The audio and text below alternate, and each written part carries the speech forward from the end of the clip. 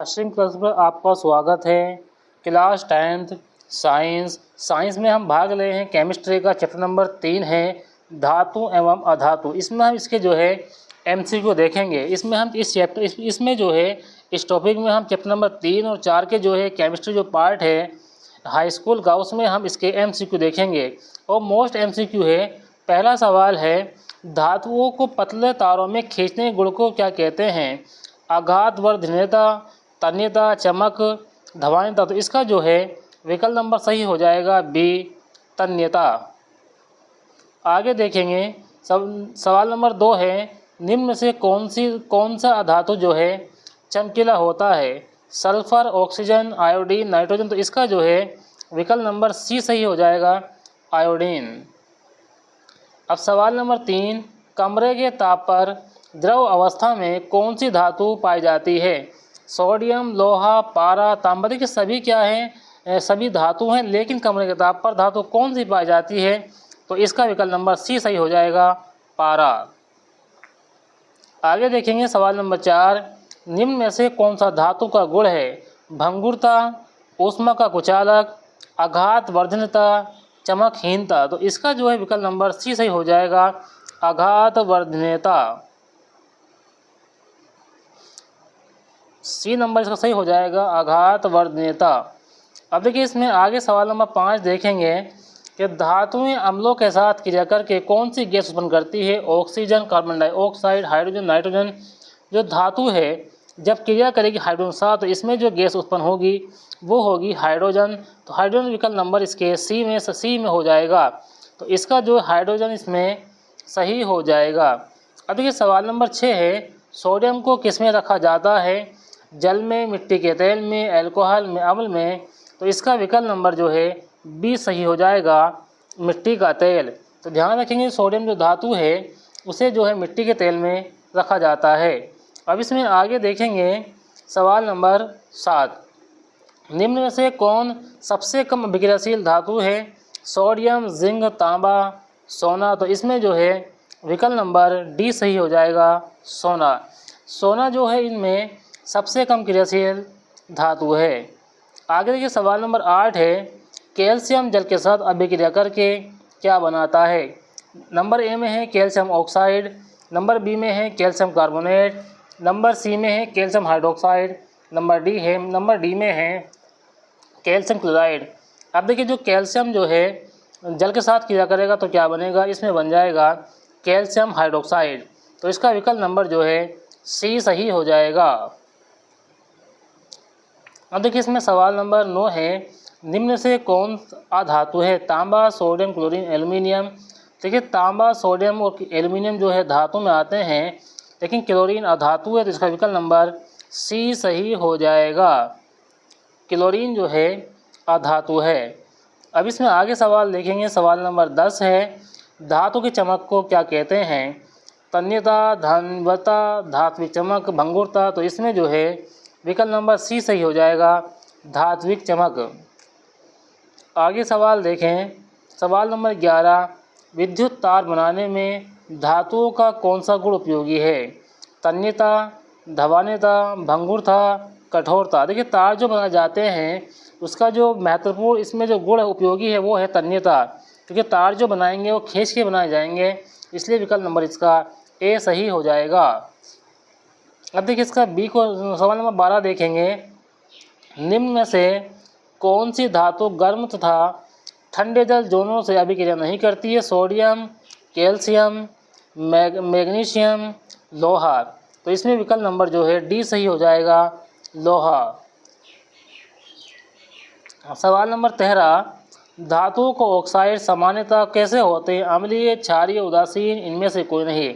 जब धातु क्रिया करती है ऑक्साइड से तो बनता है धातु ऑक्साइड, और धातु ऑक्साइड जो होते हैं वो क्षारीय होते हैं। विकल्प नंबर इसका बी सही हो जाएगा।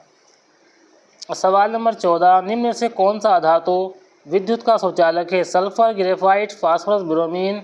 इसका विकल्प नंबर जो है बी सही हो जाएगा, ग्रेफाइट। ग्रेफाइट जो अधातु है विद्युत का क्या है? सुचालक है। अब इसमें आगे सवाल हैं। सवाल नंबर 15, धातुओं के संक्षारण का सामान्य उदाहरण क्या है? गलन, जंग लगना, ऊर्ध्वपातन, वाष्पीकरण। देखिए संक्षारण क्या होता है, जब कोई धातु जो है नमी में पड़ी रहती है तो उस पर जंग लग जाता है, उसी को बोलते हैं धातु का संक्षारण। तो इसमें विकल्प नंबर जो है बी सही हो जाएगा, जंग लगना। अब इसमें आगे सवाल देखें, सवाल नंबर 16। एल्यूमीनियम खाना पकाने के बर्तन में उपयोग होता है। नंबर ए अच्छा ऊष्मा चालक होने के कारण, नंबर बी विद्युत चालक होने के कारण, नंबर सी भंगुर होने के कारण, नंबर डी रंगीन होने के कारण। तो इसका विकल्प नंबर ए सही हो जाएगा, अच्छा ऊष्मा चालक होने के कारण। अब इसमें आगे देखेंगे, आगे जो सवाल है 17वां, वह धातु के अयस्क से धातु प्राप्त करने की प्रक्रिया क्या कहलाती है। संक्षारण, विस्थापन, निष्कर्षण, ऊर्ध्वपातन। देखिए संक्षारण क्या होता है, जब किसी धातु पे जंग लग जाता है उसको बोलते हैं संक्षारण। जैसे लोहे के कुछ समय के लिए आप नमी में छोड़ दें तो इस पर क्या होगा, जंग लग जाएगा, तो उसको कहेंगे संक्षारण। देखिए विस्थापन क्या होता है, जब अभिक्रिया में एक दूसरी धातु जो ज़्यादा क्रियाशील होती है तो क्या कर देती है, अपने से कम क्रियाशील धातु को अलग कर देती है, उसको बोलते हैं विस्थापन। अब देखिए ऊर्ध्वपातन क्या होता है, जब जो ठोस पदार्थ होता है सीधा ही काया बदलता है, वो बदलता है गैस में, यानी कि ठोस अवस्था से बदलेगा सीधा गैस अवस्था में, तो उसको बोलते हैं ऊर्ध्वपातन। तो इसमें जो है विकल्प नंबर बी सही हो जाएगा, इसका आंसर हो जाएगा निष्कर्षण। सवाल नंबर 18। निम्न में से कौन सबसे अधिक अभिक्रियाशील धातु है। तांबा, चांदी, सोडियम, सोना। इसमें विकल्प नंबर सी सही हो जाएगा, सोडियम। अब इसमें आगे सवाल नंबर 19 है, धातुएं सामान्यतः कौन से आयन बनाती है। ऋणायन, धनायन, दोनों, कोई नहीं। देखिए धातु जो होती है वो बनाती है धनायन, तो धनायन जो विकल्प नंबर बी में है, तो इसका विकल्प नंबर बी जो है सही हो जाएगा। अब देखिए सवाल नंबर 20 है, रिएक्टिविटी श्रृंखला में सबसे नीचे कौन सी धातु है। सोडियम, कैल्शियम, सोना, मैग्नीशियम। सबसे नीचे जो धातु है वो है सोना, विकल्प नंबर जो है सी सही हो जाएगा, सोना। अब देखिए चैप्टर नंबर 4 देखेंगे, कार्बन एवं उसके यौगिक। इसमें जो है सवाल नंबर 1 है, कार्बन की संयोजकता कितनी होती है। 2, 3, 4, 5। इसकी जो संयोजकता होती है वो होती है 4, तो विकल्प नंबर सी इसका सही हो जाएगा। अब इसमें आगे सवाल देखें, कार्बन में सामान्यतः किस प्रकार का बंध पाया जाता है। आयनिक, सहसंयोजक, धात्विक, हाइड्रोजन। तो इसमें जो है जो इसमें बॉन्ड पाया जाता है वो पाया जाता है सहसंयोजक, तो इसका विकल्प नंबर जो है बी सही हो जाएगा। अब देखिए आगे सवाल देखिए, सवाल नंबर 3 है, एल्केन का सामान्य सूत्र क्या होता है। अब देखिए इसमें सूत्र की हम बात करते हैं तो पहला सूत्र लिखा हुआ CnH2n- के 2, दूसरा सी वाला लिखा हुआ CnH2n+ के 2, ए वाला लिखा हुआ है CnH2n। अब देखिए इसमें जो फॉर्मूला है, पहले हम फॉर्मूले की बात करते हैं तो ये किसकी है, ये जो फॉर्मूला है पहला वाला ये है एल्कीन का, और हम दूसरे वाले फॉर्मूले की बात करते हैं तो ये हो जाएगा एल्काइन का। अगर हम बात करते हैं सी वाले फॉर्मूले की तो ये हो जाएगा एल्केन का। हमसे कौन सा फॉर्मूला मालूम किया गया है, हमसे मालूम कर दिया गया है एल्केन का फॉर्मूला। तो इसमें देखिए ए जो फॉर्मूला होता है वो होता है एल्केन का, बी वाला जो है वो हो जाएगा एल्काइन का, सी वाला हो जाएगा एल्केन का। तो इसका जो है विकल्प नंबर सी सही हो जाएगा, एल्केन। देखिए यहाँ आपको तीनों ही फॉर्मूले की जानकारी मिल चुकी है, एल्केन, एल्काइन, एल्कीन। अब इसमें आगे सवाल देखेंगे, अब देखिए सी वाला इसमें सही था। सवाल नंबर 4 देखेंगे, निम्न में से कौन असंतृप्त हाइड्रोकार्बन है। अब देखिए असंतृप्त कौन कौन सी है, एथेन, प्रोपेन, ब्यूटेन, एथीन। तो इसमें जो असंतृप्त हाइड्रोकार्बन होगी वो होगी जिसमें कार्बन कार्बन में बीच डबल बॉन्ड होगा, डबल बॉन्ड जो होगा इसमें एथीन में होगा, तो इसका विकल्प नंबर जो है डी सही हो जाएगा। सवाल नंबर 5, समजातीय श्रेणी के 2 क्रमांक सदस्य कितना अंतर होता है, CH, CH2, CH3, CH4। तो इसका विकल्प नंबर बी सही हो जाएगा, CH2। अब देखिए सवाल नंबर 6, एथेनॉल का रासायनिक सूत्र क्या है, CH3OH, C2H5OH, CH3COH, C2H6। अब देखिए इसमें फॉर्मूले की हम बात करते हैं, CH3OH किसका फॉर्मूला है, तो ये हो जाएगा मैथिल एल्कोहल का। मैथिल एल्कोहल का जो फॉर्मूला होता है वो होता है CH3OH। तो यहाँ जो है ले बन जाएगा, ये हो जाएगा मेथिल एल्कोहल। इसमें जो बी वाला फॉर्मूला है ये किसका हो जाएगा, ये हो जाएगा एथिल एल्कोहल का, एथिल एल्कोहल।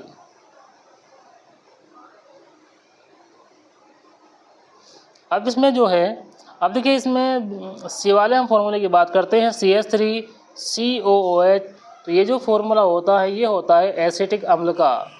और ध्यान रखेंगे एसिटिक अम्ल को जो है एथोनिक अम्ल भी कहा जाता है। एसिटिक अम्ल का जो आयुपैथी नाम होता है वो होता है एथेनोइक अम्ल।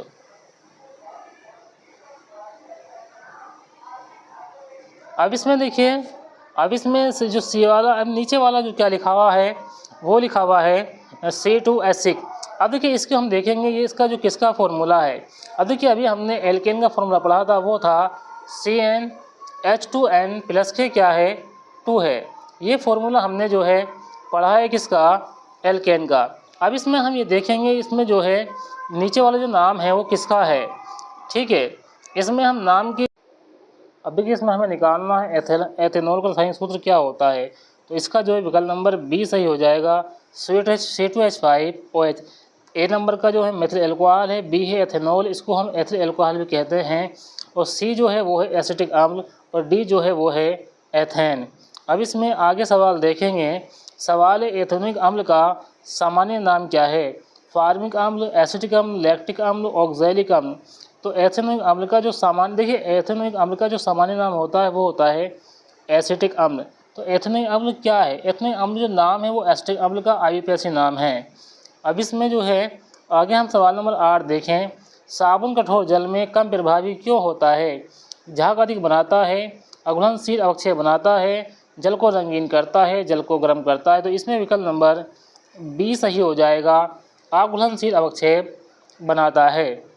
अब देखिए इसमें आगे देखेंगे सवाल नंबर 9, कौन सा जो है एल्काइन है। C2H, C2H4, C2H6, C2H2, CH4। अब देखिए इसमें अभी हमने जो है 3 चीज़ें पढ़ी है।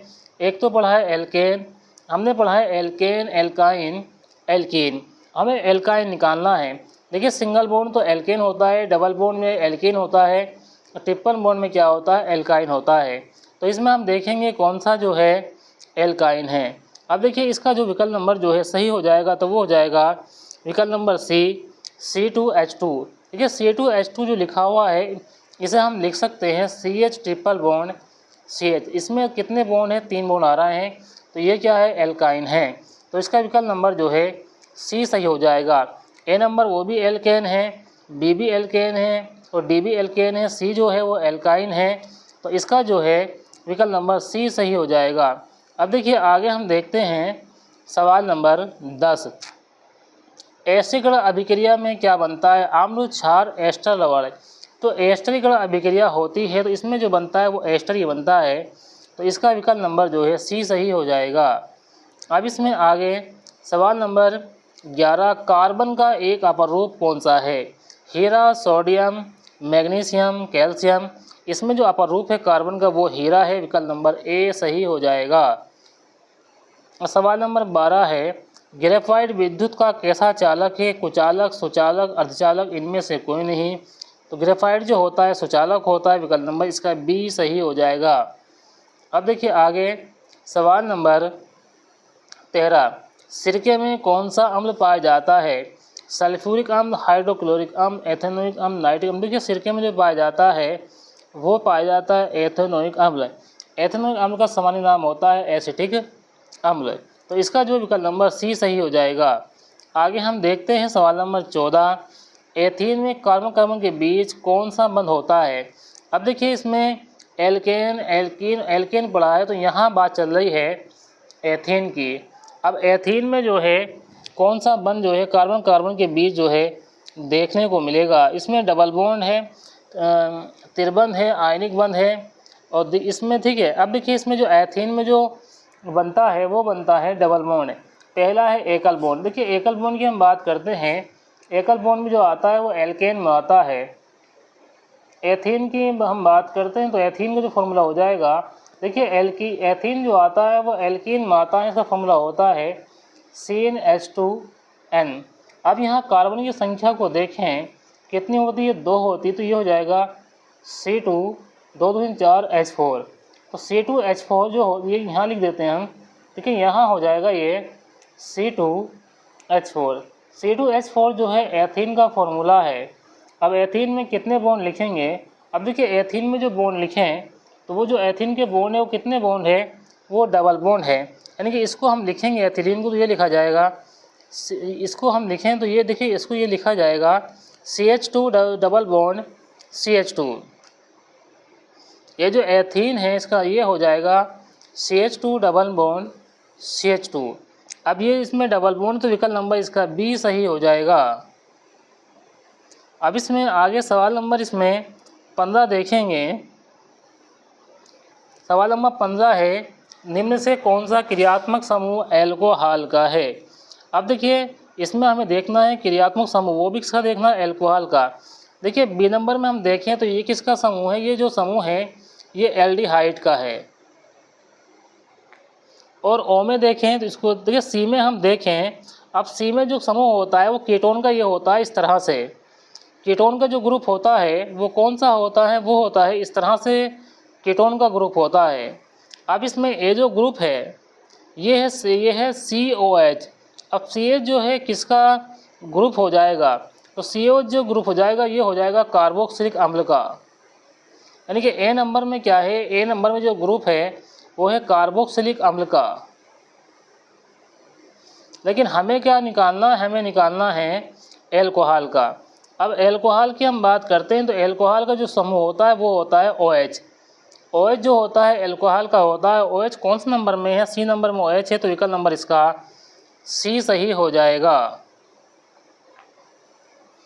अब देखिए सवाल नंबर 16 है, साबुन का अणु किस प्रकार का होता है, केवल जलदागी, केवल जलविरागी, जलदागी जलविरागी, दोनों, इनमें से कोई नहीं। तो साबुन के जो अणु होते हैं वो दोनों ही होते हैं, वो जलदागी भी होते हैं जलविरागी भी होते हैं।